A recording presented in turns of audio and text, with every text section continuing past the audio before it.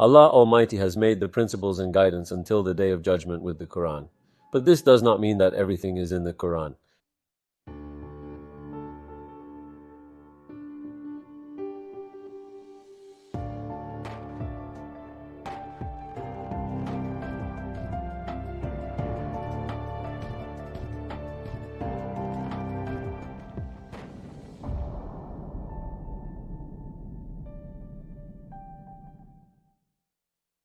Hello everyone from Istanbul School. Dear viewers, this week we will talk about Fiqh and Fatwa. Our guest is Prof. Dr. Ali Bardakoğlu.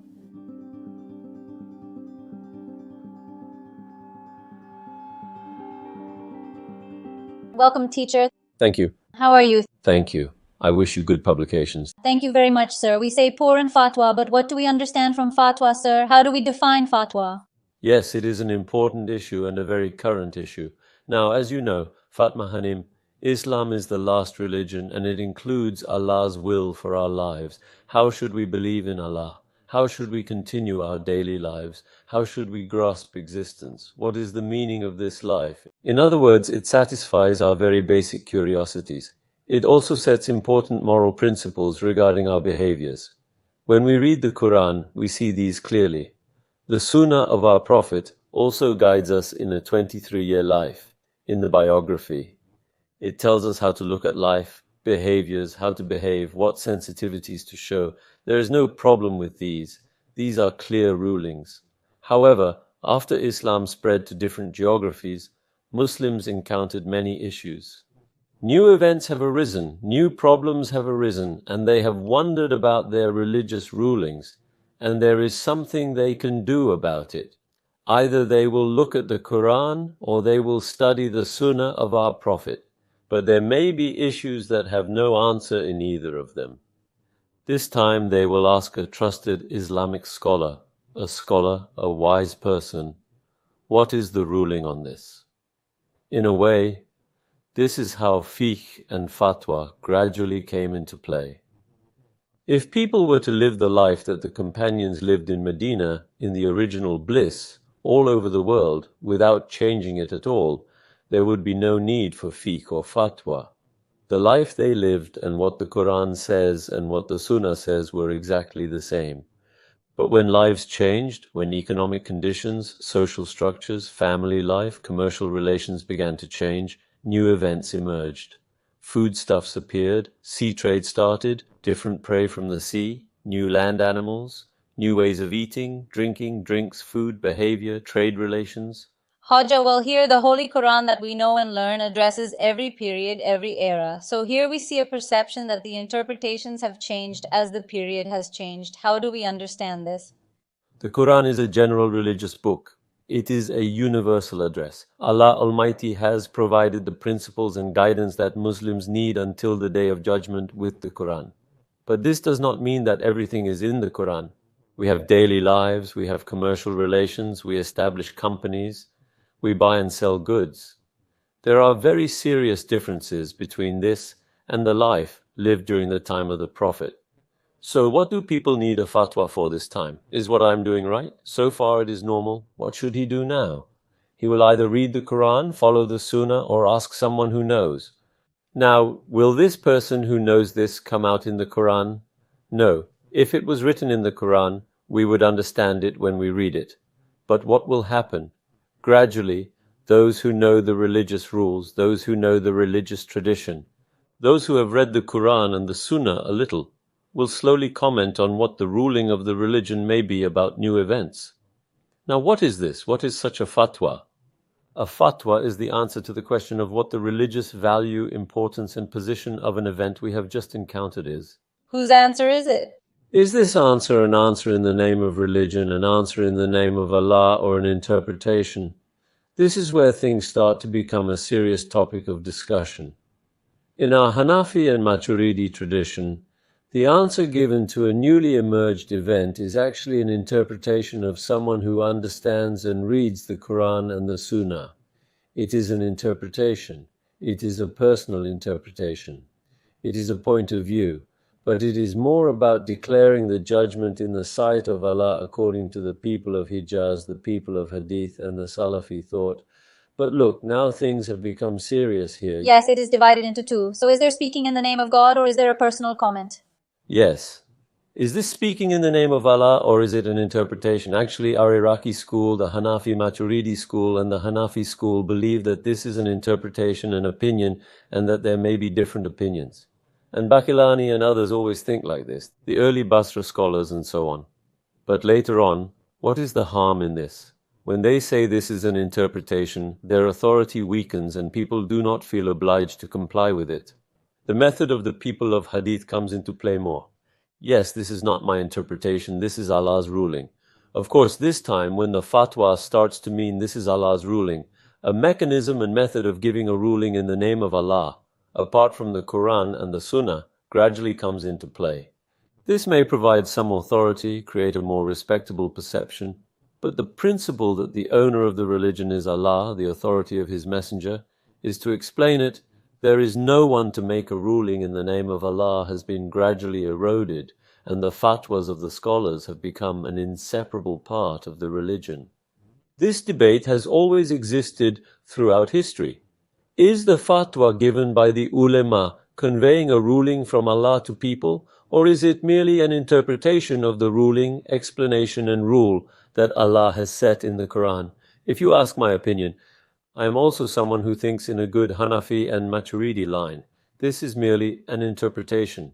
In light of these rulings set by Allah, who has set such and such rulings, we do not find this correct. We find it correct. It is an interpretation.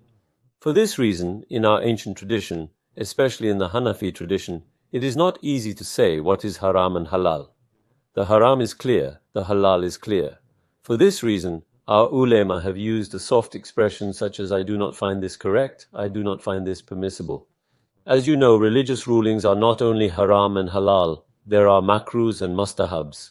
The emergence of makruhs and mustahabs is due to the weakness of this interpretation. So you have no right to say that you see this as haram in religion, because Allah Almighty will determine the haram. There is a hadith, the haram is clear, the halal is clear. You should avoid doubtful things. I will come to that subject in a moment. So the harams in religion are limited and exceptions are good. The fact that something is halal is the main thing, Fatma Hanim. If there is no evidence that something is haram, we cannot decide that it is haram. We cannot see it as haram just because we want it that way. If something only leads to haram, if we can establish a relationship with haram, we can say that this is not right, it is wrong, I do not find this right, I do not see it as permissible. So, in the etiquette of fatwa, it is not to make a decision in the name of Allah, but rather to establish a relationship with the clear provisions of religion, and to express opinions such as this is not right, it will lead to wrong. This path can be exploited, it may cause trouble for people. They also say that this is a very softened interpretation, my Hoja. Generally, as you said, we can see things that will lead to haram as makruh. We say that we should stay away from it, we should not approach it. But there is a distinction here. We also see that they create such sharp lines and walls by separating what is haram with sharp lines, even including what is makruh, and by completely categorizing harmful situations that we should not approach as haram. Great, you said it very well. Now, the soft, methodical perspective that I said does not always work for the common people.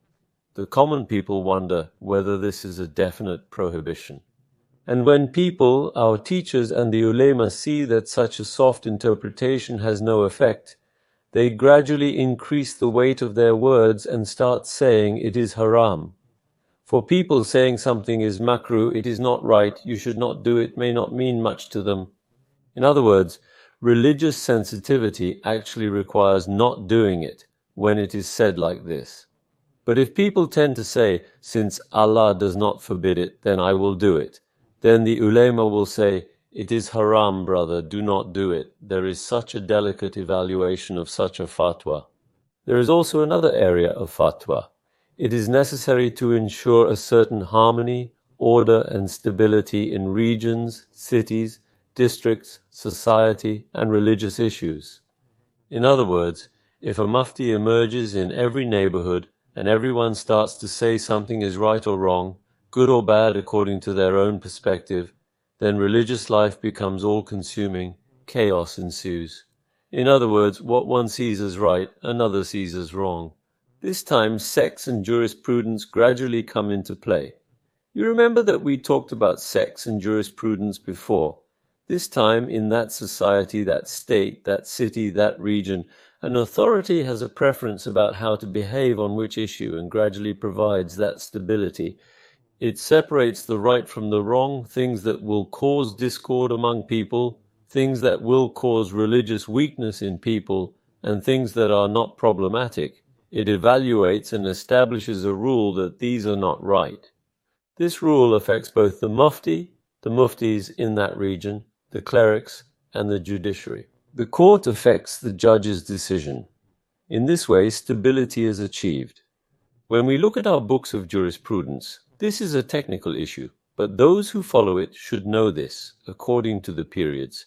There are preferences such as vebihi yufta and alihil fetwa, and the fatwa is according to this in this region. These preferences provide legal unity, legal security, stability. In other words, in the old times, in ancient times, fatwa had an important function in terms of providing stability in society, how people would behave in which subject, and creating a certain consistency in this subject. And that important function, unity, was needed both in judgment and in practice. For example, Taraweeh prayers. How many rakats can be performed? If we set each imam free and say that Ramadan is coming in the month of Ramadan, let each imam perform Taraweeh prayers as he knows, in the rakats he knows. Will there be order in that society? No. Therefore something is preferred, and that is implemented. Just like this, regional muftis or sectarian muftis would issue fatwas on what kind of sensitivities would be shown, on which issues during that period, what kind of rules would be there, and they would spread it to the country as it sold. Both the muftis obeyed it and the judges obeyed it. In other words, the courts obeyed. For example, there are examples of this in the Ottoman Empire. Feteva-i Ebu Suud Effendi, Feteva-i Ali Effendi. The city husnas of the period would publish their own fatwas and ensure unity, harmony, peace and stability throughout the country. This is a very good thing. Now, when we come to what you are actually asking, what will we do today? Yes, sir. So what do we do about this today? Nowadays, those who give this fatwa, these are the concepts we use a lot: giving fatwa, getting fatwa. Fatwa is even being received from social media right now. Is this something that relieves people of responsibility? Great. Since this tradition is completely unknown today, old fiqh books and fatwa books are used like a shopping mall, fatwa mall. In other words, people on social media share fatwas as they come to mind. And in a pick and choose and seek manner, people search for and find fatwas according to their own pleasures, desires, whims and interests. This is extremely wrong and does not save people from responsibility and guilt. In other words, fatwa has an etiquette, principle and rule. In a society where there is someone giving fatwa in every neighborhood and every corner, there would be complete chaos in religious life. It was not like this in the past, and the sect of the common people was the court's decision, the fatwa of the mufti. In other words, the common people do not have a sect. The common people do not do their own thing by looking at these books. In other words, citizens comply with whatever religious issues and fatwas are given in that country. Courts comply with whatever decision the state official has made on whatever issue, whatever law, whatever order, whatever court decision. In other words, this is extremely important for legal security, and to be able to foresee the future of our lives, it is also important for justice. If a different decision is made in every court you go to, this would not be justice. If every mufti you ask gives a different fatwa, if one says yes and another says no, if one says pay and another says don't pay, if one says it is permissible and another says it is not, this will not happen. Although this is not the religion of Allah, it is just an interpretation, but its stability must be preserved. Society also needs to maintain order. Nowadays, people do not really seek out the religious rulings of the fatwa, its status in the sight of Allah, its relationship with religious rulings, but rather to gain legitimacy for themselves, to protect their interests, to find a solution for it if they will not do something, and they go door to door in search of a fatwa. Sometimes administrators legitimize themselves by taking people who will give fatwa for their own mistakes. Sometimes our teachers try to gain favor by giving fatwa for false and wrong things, even though it is not their duty. In other words, social media is a scene of complete fatwa pollution today. All kinds of fatwas are given.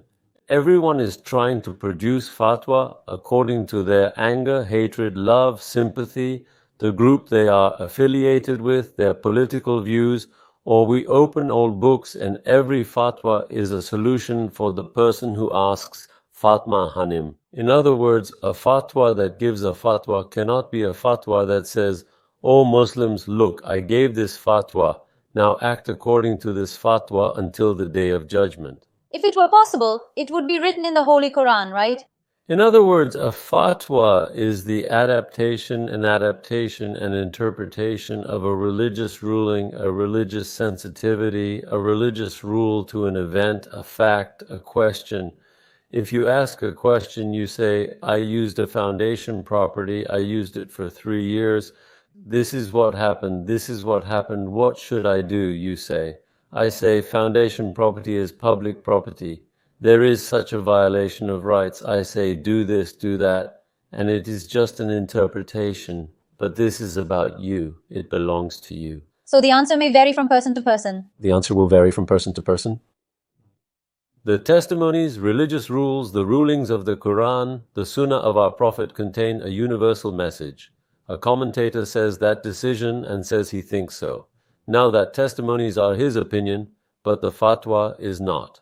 A fatwa is the adaptation of testimonies, religious rules, rulings in the Quran, principles we derive from the biography and the Sunnah to an event. It is an interpretation by looking at an event. It belongs only to him. Therefore, you should not make an explanation to today's people based on a fatwa written in the 3rd or 5th century, written in the Fergana Valley, written in Tunisia, produced in Baghdad, a fatwa given on a question. For this reason, many things may have been said according to the old cultures in the old books about the relations between men and women, the economic life of that day, the neighborly relations of that day, the family life of that day, the education of that day, the education style of that day may be complete. In other words, there was slavery in the past, there was concubinage, there may have been beating in the education of children. In other words, these were related to the educational understanding, culture, and social structure of societies. If you take these from books and test them on people of today's society as fatwas, 1. You would be unfair to those who gave those fatwas. 2. You would be unfair to this religion. 3. You would weaken that person's connection with religion, spirituality, and the Creator, because that person would think that God thinks this way. God means he will think that God wants this from me. Yes, there is a situation that damages and injustices the relationship between man and God. Well, my teacher, there is also an expression called the fatwa of the heart. It is an expression used by Samsetin Sami. He says that the heart is such a mufti that it does not give a fatwa for something it does not want. How should we understand this? What is the meaning of this expression? Look, there is a hadith on that subject. Ask your heart, no matter how many fatwas the muftis give. In other words, this is conveyed as a hadith. But even if it is not a hadith, it is a very common rule. Now it is the same thing. But it does not mean that even if the muftis say it is forbidden, do not do it. If your heart allows it, do it. No, never. I mean, the muftis have given you an answer according to your problem, according to your question. But if you do not feel comfortable, if that thing bothers you, if you do not find it appropriate, if you see a violation of rights, do not follow that fatwa. Do not do that thing. In other words, the fatwa of the heart means the piety of the heart at the same time. Let me remind you of another hadith. Our Prophet, PBUH, says one day, "You sometimes ask me about your issues. Consult me. Bring me your disputes. I make a decision according to which one of you has the strongest evidence. I give judgment according to the apparent. But if I give judgment to one of you as a result of telling you, and I give the rights of one to the other, do not take it, because that income that you have taken unjustly, that income, will be fire for you in the hereafter. It will become a ring of fire and will be wrapped around your neck. Look, it is a great warning. In other words, the Fatwa Mufti, gives it according to what you tell him. But if you don't feel comfortable with it, you won't do it. Religiousness is something like this. Religiousness is here. It starts in the heart of a person. Religiousness is sincerity towards Allah, sincerity towards the Prophet, sincerity towards people. Adinul Nasaiha, religion is sincerity. First of all, a Muslim has to be honest with Allah. In other words, even if he knows that it is not right, can he say, "Oh my Lord, the muftis gave me a fatwa, what should I do?" Would he have the courage to say this? In other words, if what an administrator does is unjust, not right, not permissible to religion, even if 1,000 muftis give fatwas, can he save himself with this fatwa? There is a warning among the ulama. In other words, our books warn the ulama who are with these power holders, capital holders and rulers. In other words, they say, Mezdekayi aktam. So if you linger too long around them, your feet may slip. Why does your foot slip? Why does someone who lingers too long around the government, the sultan, the caliph, the emperor, or the public administrator slip? Because they gradually start to legitimize what they do and produce fatwas. And this is a problem for both parties. Even if the people around you give you fatwas because they love you, fear you, or for some other reason, religion says, piety says, the Quran says, the Prophet says, don't take that fatwa. If you still don't feel comfortable with that thing, don't do it. Because here it means that it is our 14th century long heritage up until Semsedin Samiyeh. It is the trust of the Prophet Muhammad for 14 centuries. If something doesn't feel comfortable with you, if it bothers your heart, give it up. There is also a hadith like that. Give up what bothers you. Being Muslim is the name of coming to the presence of Allah, to a pure, clean, spotless area in the presence of Allah. Otherwise, you cannot directly collect those fatwa collections, take them to the grave in a shroud, and defend yourself there. Fatwa, that is a somewhat difficult subject, a complicated subject, but it has many functions from individual life to social life and from the judiciary to the stability of religious life. But that function it has historically had has been reversed today. Fatwas have become a way of legitimizing conflicts and searches for interests among Muslims. And as the new generations hear these fatwas, they weaken their ties to religion. Fatma Hanim. In other words, they think that Allah said this, so Allah said that. Does Allah say that? Allah wants every person to be straight and straight. The Quran describes two basic things of religion. One is faith, two directions. Those who say, Allah, my Lord is Allah, and believe in Allah and are right-minded, there will be no fear or anxiety for them in the hereafter. Look, what does right-mindedness in religion mean? The right path. It means the right path. It means not to deviate from the path that Allah has shown. The fatwa should be a warning for us to walk on that path. Otherwise, there should be no opportunity to go outside that path to side paths. Yes, teacher, thank you very much. You finished with a beautiful definition. Thank you very much, teacher. Dear viewers, we talked about the fatwa of the heart today. See you in the next episode. Goodbye.